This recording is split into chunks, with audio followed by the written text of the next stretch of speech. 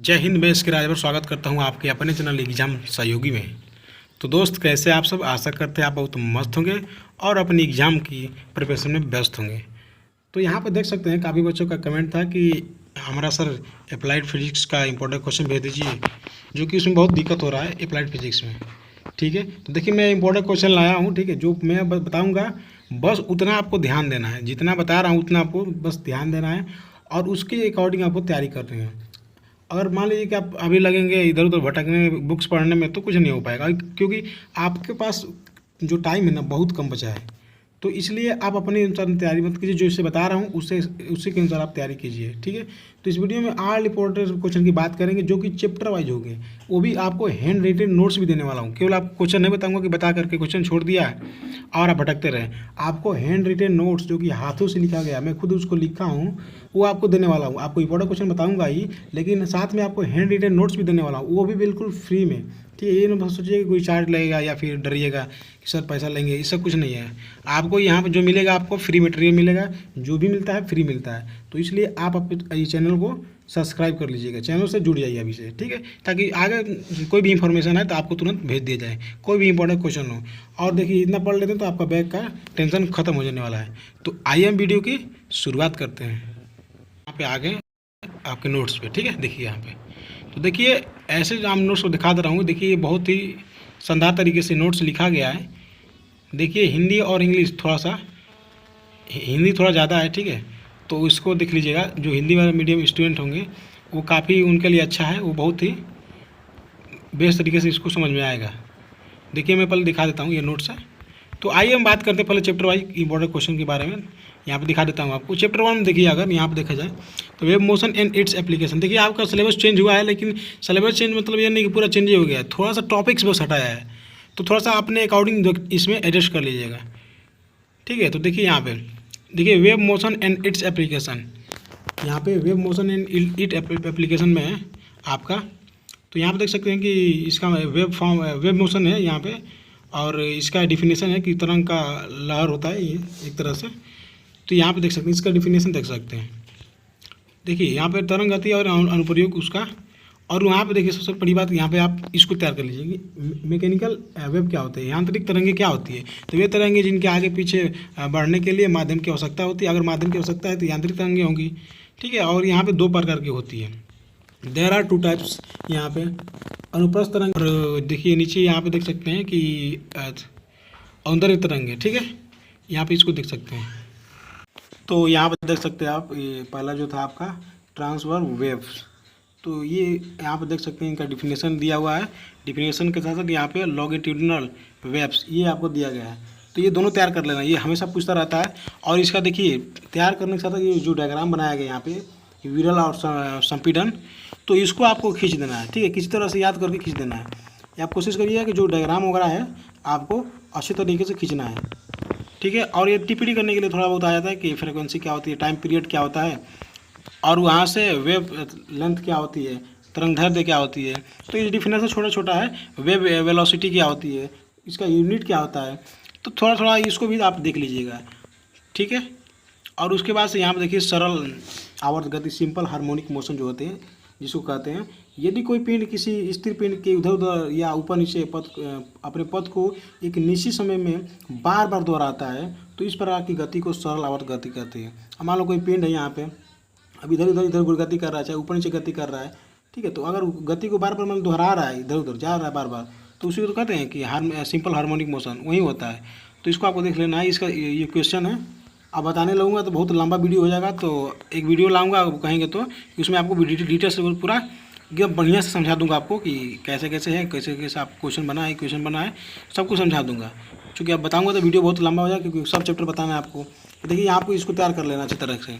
ये simple harmonic जो है बहुत इंपॉर्टेंट है, इसको आपको तैयार कर लेना है। ये आपका इक्वेशन बन जाएगा। यहाँ पे y बराबर ए साइन ओमेगा टी, एक्स बराबर ए कॉस ओमेगा टी, और सबको नाम लिख देना है कौन क्या है। उसके बाद हार्मोनिक मोशन क्या होता है ये भी लिख देना है। वाइब्रेशन मोशन क्या होता है इसको देख लीजिएगा। और सबसे यहाँ पे इंपॉर्टेंट क्वेश्चन ये, इसको आप इग्नोर नहीं कर सकते हैं। सरल आवर्त गति का विस्थापन समीकरण, सरल आवर्त गति का विस्थापन समीकरण यहाँ पे इसको आपको आप इसको इग्नोर नहीं कर सकते हैं। तो इसको आपको पहले तैयार कर लेना है कि सर आवर्त गति का विस्थापन समीकरण क्या होता है, समझाओ। वो भी डायग्राम के साथ, ये जो डायग्राम बना हुआ है इसको आपको समझ लेना है। आप पढ़ेंगे तो थोड़ा बहुत समझ में आ जाएगा यहाँ से। तो इसको आपको खींच को करके ऐसे करके आपको समीकरण वगैरह बना देना है, और वाई बराबर ए साइन ओमेगा टी ऐसे करके यहाँ पे लास्ट में यहाँ पे फाइनल यहाँ पे एक्स बराबर ए कॉस ओमेगा टी यहाँ पर लाकर छोड़ देना है। उसके बाद से यहाँ पे ये भी आता है कि सरल आवर्त गति का समय विस्थापन चक्र वक्र खींचिए, समय आवर्त गति का विस्थापन वक्र खींचिए यहाँ से। तो इसका थोड़ा सा आप ये ऐसा कर खींचा जाता है कि टी बराबर लेंगे तो वाई बराबर इतना लिखेगा, टी बराबर यहाँ पे स्मॉल टी बराबर टी बटा 4 लेंगे तो वाई बराबर यहाँ से ए निकलेगा, ऐसे करके आता है ये। तो इसको आप देख लीजिएगा, और ये वेव खींचने वाला है। तो ये क्वेश्चन इंपॉर्टेंट है। देखिए इसके बाद ये देखिए आपका सरल आवर्त गति कण का वेग, सरल आवर्त गति करते कण का वेग जो है, तो ये भी इंपॉर्टेंट क्वेश्चन है। तो इसको आप देख लीजिएगा। ये जो चैप्टर 1 में यही सब सारे जो हैं इक्वेशन वाले जो आते हैं इंपॉर्टेंट क्वेश्चन आते हैं। सरल आवर्त गति करते हुए कण का त्वरण ज्ञात कीजिए। आपका वेग भी ज्ञात करना है आपका, और उसके बाद त्वरण भी ज्ञात करना है यहाँ से आप देख लीजिएगा। इसका इक्वेशन ऊपर है यहाँ पे फाइनली, यहाँ पे देखिए ए बराबर माइनस ओमेगा स्क्वायर वाई दिया है, तो यहाँ से देख सकते हैं। और सरल आवर्त गति करते हुए कण के आवर्तकाल का सूत्र लिखिए। यहाँ पे सूत्र वगैरह ये थोड़ा सा ये उसको भी आप देख लीजिए। यहाँ पे सूत्र यहाँ लास्ट फाइनल यहाँ पे देख लीजिए आया है, यहाँ पे वाई क्या है विस्थापन, ये त्वरण है ए। और यहाँ पे सरल यहाँ पे देखिए सिंपल पेंडुलम जो होता है, सिंपल पेंडुलम का यहाँ पे आपको बना के दिखाना है। उसको तो लिखना है कि क्या होता है यहाँ से, उसके बारे में लिख देना। लिखने के बाद यहाँ पे आपको ये डायग्राम बनाया गया है, इसको डायग्राम बना करके देख लेना है। और इक्वेशन थोड़ा सा एक दो इक्वेशन है, इसको आपको थोड़ा सा देख लेना है। देखने के बाद यहाँ पे ये फाइनल जो आता है इक्वेशन टी बराबर 2 पाई अंडर में एल अटा जी यहाँ पे सेकेंड ये आता है फाइनली वो है। और स्प्रिंग के लिए अगर करते हैं तो ये आ जाएगा। तो इसी तरह से है। और फिर उसके बाद यहाँ पे मुक्त दोलन क्या होता है, फ्री ऑसिलेशन जो होता है, मुक्त दोलन क्या होता है। तो यहाँ पे इसका जो लिखा गया है सूत्र वगैरह जो भी होता है, अगर इसका डिफिनीशन है तो डिफिनीशन इसको तैयार कर लीजिए अच्छे से, आपको तैयार करना। फिर यहाँ पे देखिए फोर्स ऑसिलेशन, प्रलोभित दोलन, ये भी आपको आता है, तो इसको आपको देख लेना है। इसका जो यहाँ पे बताया गया है कि जो डिफिनेशन, इसको आपको याद कर लेना है। तो ये जो आती है ना, देखिए टिप्पणी करने के लिए छोटे छोटे आ जाते हैं, 1 नंबर 2 नंबर टिप्पणी करने के लिए आ जाएंगे। तो टिप्पणी यहाँ जैसे मान लो याद करेंगे तो भी टिप्पणी करेंगे, तो इसको अच्छे से पढ़ लेना है। डैम्पिंग ऑसिलेशन क्या होता है, अवमंदन दोलन, यहाँ से इसको भी तैयार कर लेना है। फिर उसके बाद रेजोनेंस जो है इसको भी तैयार कर, जो भी इंपॉर्टेंट यहाँ पर लिखा गया है इसको आपको पहले ध्यान देना है, उसके बाद से ही कुछ को ध्यान देना है। तो कोशिश करिए ये कि आप पहले इसको तैयार कर लीजिए, उसके बाद से जो भी आपके सामने है आप तैयार कीजिएगा। और उसके बाद यहाँ पे रेजोनेंस हो जाएगा। उसके बाद ये फार्मूला होता है, फार्मूला देखिए हम लोग से पूछा था, तो इसको भी आपको देख लेना है कि फार्मूला पूछता है। और इसके बारे में देखिए डिटेल्स वगैरह दिया है कि क्या है, कौन सा क्या है, मास से एम है, यहाँ पे सब तैयार कर लेना है। उन्नत की स्थिति में ये जो दोनों होते हैं एन ई और एन एफ दोनों बराबर हो जाते हैं, तो ये आपको देख लेना है। उसके बाद अवनाद के उदाहरण दीजिए, एग्जाम्पल आपको देना है। जो सैनिक वाला उदाहरण होता है, जो सैनिक पुल पर चलते हैं तो वो उदाहरण है, तो उसको दे देना है यहाँ से। उसके बाद थोड़ा छोड़ के आगे आ जाना है।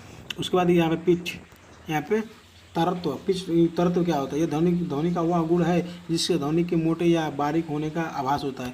देखिए कोई मोटा बोलता है तो, और कोई पतला बोलता है। लड़कियों का आवाज़ जो पतला होता है और जो पुरुष होते हैं उनका आवाज़ जो होता है भारी होता है। तो इस तरह से आप अंतर को स्पष्ट कर सकते हैं। उसके बाद गुणवत्ता क्या होती है, गुणता क्या होती है, क्वालिटी, ठीक है। तो इसको ये डिफिनेशन है। और इंटेंसिटी जो तीव्रता होती है, इंटेंसिटी का ये डिफिनेशन है। ये मैं सोचिए क्या डिफिनेशन नहीं आता, डिफिनेशन आता है छोटा मोटा टिप्पणी करने के लिए आ जाता है। ध्वनि की प्रबलता क्या होती है, लाउडनेस क्या होती है, इसको आपको देखिए। प्रतिध्वनि क्या होती है, ये देखिए इसको, तो इसको आपको देख लेना है। और इसका फार्मूला थोड़ा सा देख लेना है। सबका आपको डिफिनेशन तैयार कर लेना है। यहाँ पे इसको ध्वनि का प्रयोग कहाँ करते हैं, प्रतिध्वनि का प्रयोग यहाँ पे लेजर, रडार, सोनार, ये सब जो होता है करते हैं। उसके बाद यहाँ पे अनुरणन, ठीक है, इसको भी देख लेना आपको। अनुरणन काल क्या होता है, इसको आपको देख लेना है। सेब्राइन का सूत्र, देखिए जो इंपॉर्टेंट है वही क्वेश्चन लिखा गया, फालतू का क्वेश्चन इसमें नोट्स में नहीं लिखा गया। सेब्राइन का सूत्र क्या होता है, ये काफ़ी समय से पूछता रहा है, तो आपको इसको भी तैयार कर लेना है। उसके बाद अनुरणन काल की निर्भरता किस पर होती है, यहाँ पे आपको देख लेना है। तीव्रता पहुँच, यहाँ पे कक्ष का आयतन, यहाँ पे आवृत्ति। अनुरणन काल का नियंत्रण कैसे कर सकते हैं, यहाँ पे लिखा हुआ है खुली खिड़की खुले दरवाजे का प्रयोग करके, दरवाजे और खिड़की के भारी पर्दे लगा करके, ऐसे करके। और उसके बाद यहाँ पे भवनों की ध्वनिता के क्या समझते हैं, ये हम लोगों में आया था, ठीक है। भवनों की ध्वनिता में क्या समझते हैं, मोस्ट इंपोर्टेंट देखिए यहाँ पे लिखा हुआ है, तो इसको आपको तैयार कर लेना है यहाँ से। तो ये रहा, थोड़ा सा ऊपर आ जाएंगे, इसको छोड़ करके ऊपर आ जाएंगे यहाँ पे, ठीक है। और उसके बाद देखिए वो हो गया। आप चैप्टर नंबर 2 में चलते हैं। चैप्टर नंबर 2 का इंपॉर्टेंट क्वेश्चन देखिए यहाँ पे वेव ऑप्टिक्स करना है, तो उसको थोड़ा सा ऊपर आइए। प्रकाश की दोहरी प्रकृति, double nature of the light, de Broglie वाला जो होता है, थोड़ा सा इसको देख लेना है, हल्का सा इसको देख लेना है। उसके बाद हाइगन का तरंग सिद्धांत, ये उतना इंपॉर्टेंट क्वेश्चन नहीं है, ठीक है, इसको आप इग्नोर कर लीजिएगा, इसको छोड़ देंगे तो कभी कोई बात नहीं। उसके बाद नीचे आ जाएंगे, नीचे आने के बाद ये सब छोड़ दीजिए, थोड़ा देख लेंगे। तो उसके प्रकाश के अपवर्तन के नियम या स्नेल के नियम जो होता है, स्नेल का नियम थोड़ा सा देख लीजिएगा, इसमें वो कभी कभी पूछ देता है। उसके बाद ये सब छोड़ के नीचे आ जाएंगे, यहाँ पे ये लेंस का फार्मूला वगैरह है, तो इसको छोड़ दीजिए, इससे मतलब नहीं, प्रकाश का व्यतिकरण से इसको भी छोड़ दीजिए। उसके बाद से प्रकाश का व्यतिकरण इंटरफेरेंस, इसको छोड़िए। नीचे आ जाएंगे, यहाँ से नीचे मैं स्क्रॉल कर रहा हूँ और दिखा रहा हूँ आपको, कालांतर वगैरह इसको छोड़ दीजिए, ये आपके पहले आता था लेकिन अब नहीं आता है, तो ये उतना इंपॉर्टेंट नहीं है। अब देखिए यहाँ से इसको देख लीजिएगा कि विवर्तन क्या होता है, विवर्तन से आप क्या समझते हैं, मोस्ट इंपॉर्टेंट है, तो इसको आपको देख लेना है। उसके बाद फ्राउनहोफ एकल स्थिति, इसको भी छोड़ दीजिए, ये आप कुछ नहीं रहा। प्रकाश का ध्रुवण, तो ये देखिए मोस्ट इंपॉर्टेंट है, ठीक है, ये मोस्ट इंपॉर्टेंट है, तो इसको तैयार कर लेना है। पोलराइजेशन ऑफ लाइट मैंने प्रकाश का ध्रुवण, तो इसको आपको तैयार कर लेना है। देखिए ये जो होता है ऐसे ही होता है, बनाने के लिए आता है, तो इसको आपको बना कर दिखाना है। उसके बाद ब्रूस्टर का नियम जो होता है, परावर्तक का ध्रुव, ब्रूस्टर का नियम मोस्ट इंपॉर्टेंट है, इसको आप तैयार कर लीजिए, ठीक, स्टार इसको लगा लीजिए और इसको तैयार कर लेना आपको अच्छे से। अब इसके डायग्राम है, ये जो आपका खींचा हुआ है, इसको आपको खींच देना है, और ये जो फार्मूला वगैरह लिखा गया है, इसको सिद्ध करने वाला लिख लीजिए। उसको तो मैलस का नियम जो होता है, मैलस का नियम, ये भी मोस्ट इंपॉर्टेंट है, तो इसको भी आपको तैयार कर लेना है। जो भी हाईलाइट किया गया है इसको तैयार कर लीजिए। फिर पोलराइड, ठीक है, पोलराइड जो है ये भी मोस्ट इंपॉर्टेंट है, इस पर भी स्टार आप लगा लीजिए चैप्टर 2 में, और इसको देख लेना है। इसका डिफिनेशन वगैरह दिया है, सब तैयार कर लेना है। यहाँ नीचे उपयोग दिया है, ये भी कर लेना है। उसके बाद यहाँ से देख लीजिए आप कि व्यक्तिगत तथा विवर्तन के बीच में अंतर स्पष्ट कीजिए, तो थोड़ा सा इसको भी आप लिखा हूँ, तो इसको देख लीजिएगा। उसके बाद आते हैं चैप्टर 3 में। चैप्टर 3 में तो वैद्युत स्थितिकी, यहाँ पे Q बराबर N, इसको छोड़िए, सब देख लीजिएगा। ये एक 1 लाइनर क्वेश्चन है, यहाँ पे कूलाम का नियम ये। और यहाँ पे देख लीजिए कि विद्युत क्षेत्र का तीव्रता, विद्युत क्षेत्र का तीव्रता पूछते रहता है कभी कभी, तो इसको थोड़ा सा देख लीजिए, एक नज़र देख लीजिए, उतना भी इम्पोर्टेंट नहीं है, तो बस एक नज़र देखना है आपको। विद्युत बल रेखाओं के गुण, थोड़ा सा ये भी आपको देख लेना है कि क्या क्या रेखाओं के गुण होती है। विद्युत विभव क्या होता है, ठीक है, इलेक्ट्रिक पोटेंशियल क्या होती है, तो इसका ये डिफिनेशन है, और इसका थोड़ा सा ये डायग्राम है, तो इस पर एक नज़र देख लेना है। गॉस का परिमेय, गॉस का परिमेय यहाँ से देख सकते हैं आप, तो गॉस का परिमेय थोड़ा सा अगर आ गया तो ठीक है, यहाँ से डायग्राम और थोड़ा देख लीजिए, और इसका डिफिनेशन थोड़ा सा याद कर लीजिएगा। उसके बाद उतना सा भी इंपॉर्टेंट नहीं है, यहाँ से नीचे आ जाएंगे। समांतर प्लेट संधारित्र की धारिता, इसको अभी देख लेना है आपको अच्छे से। कॉम्बिनेशन ऑफ ए कैपेसिटर्स, ठीक है, यहाँ पे होता है कि सीरीज कॉम्बिनेशन और पैरेलल कॉम्बिनेशन, तो ये भी आपको इंपॉर्टेंट है, तो यहाँ पे देख लीजिएगा कि पैरेलल वगैरह जो आता है थोड़ा सा कभी कभी पूछ लेता है, तो इसको यहाँ पर सिद्ध किया गया, सिद्ध करके आप देख लीजिएगा एक बार। यदि समांतर प्लेट संधारित्र की धारिता के बीच जब परिवर्तन रखा हो, तो ये भी मोस्ट इंपॉर्टेंट क्वेश्चन है, तो ये हर बार मतलब पूछ दिया जाता है, तो इसको आपको अच्छे से तैयार कर लेना है। जो इक्वेशन वगैरह होते हैं इसको आपको देख लेना है, ठीक है, कैसे कैसे आया है सब देख लेना है। उसके बाद चैप्टर 4 की बात करें अगर हम, करंट इलेक्ट्रिसिटी, ठीक है, इसमें है, तो थोड़ा सा ये देख लीजिएगा। प्रतिरोध को प्रभावित करने वाले कारक, ऐसे ऐसे प्रश्न आप पूछे जाते हैं। प्रतिरोध को प्रभावित करने वाला कारक ये मोस्ट इंपॉर्टेंट, इसको तैयार कर लीजिएगा। चालक के तार की लंबाई पर, चालक के क्षेत्रफल पर, ऐसे जो होता है पदार्थ पर भी निर्भर करता है, चालक के तापमान और टेम्परेचर पर भी निर्भर करता है, ठीक है। उसके बाद कंडेंसेंस क्या होता है, कंड्यूसेंस, तो इसको आपको देख लेना है। तो इसमें बताया गया चालकता क्या होता है, ठीक है, तो कंडक्टेंस क्या होता है इसके बारे में आपको देख लेना है। और उसके बाद यहाँ पे यूनिट ओम दिया है, इसका यूनिट भी तैयार कर लेना है, पूछ देता है कि यूनिट क्या होती है, ओम इनवर्स। उसके बाद से यहाँ पे देख लीजिए, ये जो मैं बता रहा हूँ ये इसको थोड़ा देख लीजिए, स्पेसिफिकेशन कंडक्टेंस ये जो होता है इसका आपको यूनिट भी तैयार कर लेना है। और ये कलर वाला आता है जो colour coding of carbon resistance, यहाँ पे आप पढ़े होंगे तो जानते होंगे थोड़ा सा, तो इसके बारे में एक नज़र देख लीजिएगा।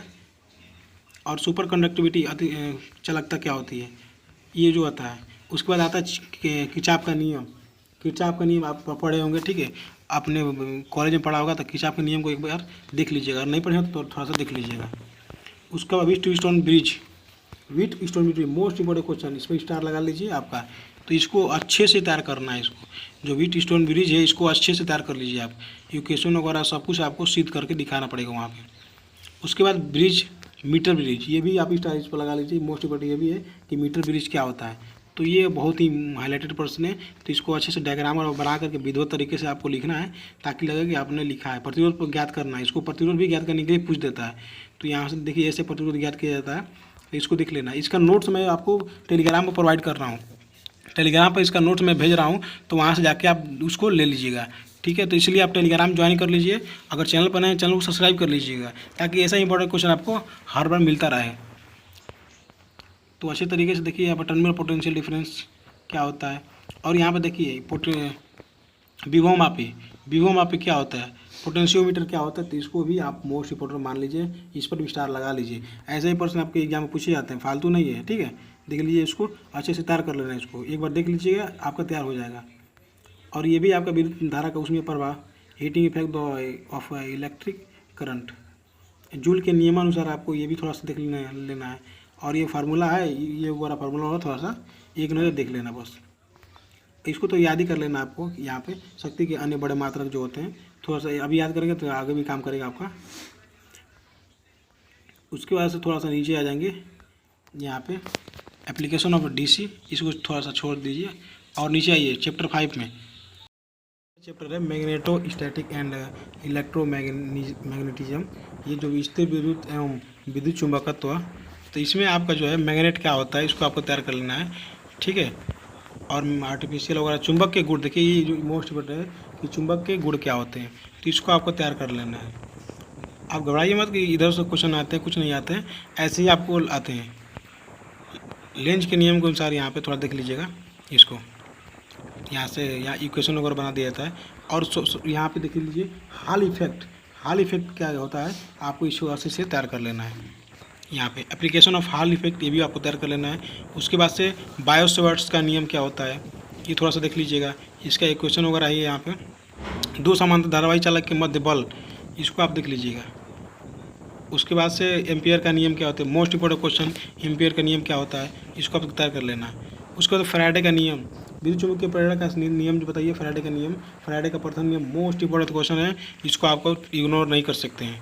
ये क्वेश्चन है, फैराडे का द्वितीय नियम है, आपको लेंज का नियम है, यहाँ पे सबको इसको तैयार कर लेना है अच्छे तरीके से। यही क्वेश्चन बार बार आपको रिपीट होते हैं, तो अच्छे तरीके से याद कर लिया। उसके बाद सबसे इंपॉर्टेंट क्वेश्चन इसमें 5वां चैप्टर में कि चुंबकीय पदार्थों का वर्गीकरण कीजिए। आपको 3 भागों में होता है ना, डायमैग्नेटिक, पैरामैग्नेटिक और फेरोमैग्नेटिक।